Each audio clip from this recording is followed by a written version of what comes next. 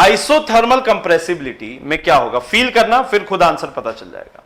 Isothermal compressibility में constant temperature है और टेम्परेचर की वजह से काइनेटिक एनर्जी रहती है। टेम्परेचर है तो काइनेटिक एनर्जी आपका एग्जिस्ट करेगा। समझ पा रहे हो? टेम्परेचर है तो काइनेटिक एनर्जी वहां पे एग्जिस्ट करेगा। Logic clear? टेम्परेचर की वजह से काइनेटिक एनर्जी वहां पे एग्जिस्ट करती है। टेम्परेचर अगर कांस्टेंट है तो एक तरीके से रैंडम मोशन या काइनेटिक एनर्जी नहीं है, तो आसानी से कंप्रेस हो जाएगी। कंप्रेसिबिलिटी ज्यादा है, रैंडमनेस नहीं है ना, तो ज्यादा रेजिस्ट नहीं करेगा। जैसे आपको कोई पढ़ा रहा है ना, और आप की क्लास में रैंडम मोशन हो रहा है, बच्चे रैंडमली इधर उधर बात कर रहे हैं, ये वो, तो उस क्लास को समझाना मुश्किल है, तो उनकी पढ़ने की एबिलिटी कम है, ज्यादा नहीं है। और कुछ लोग नहीं कर रहे हैं तो उनकी पढ़ने की एबिलिटी ज्यादा है।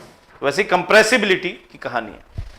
अगर हम लोग एडियाबैटिक कंडीशन बनाते हैं तो हीट तो हम बाहर फेंक नहीं रहे, एनर्जी अंदर ही अंदर है, तो टेम्परेचर अंदर ही अंदर बढ़ रहा है। और वैसे भी हमने देखा है कंप्रेशन करोगे एडियाबैटिक तो टेम्परेचर बढ़ेगा, ये तो हम देख चुके हैं।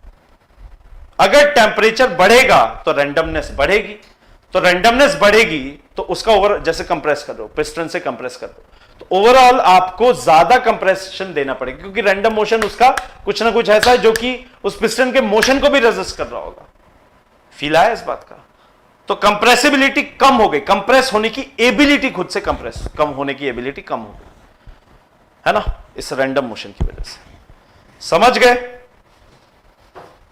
सीज मत बोलो, ये बोलो कि रैंडम मोशन नहीं है, रैंडमनेस फिक्स्ड है, चेंज नहीं हो रही। एक तरीके से मोशन का मॉलिक्यूल्स का रैंडम मोशन नहीं हो रहा। फील आया? तो इसीलिए एडियाबैटिक कंडीशन में आपको ज्यादा वर्क देना पड़ता है, आइसोथर्मल में आपके कम वर्क से काम हो जाता है।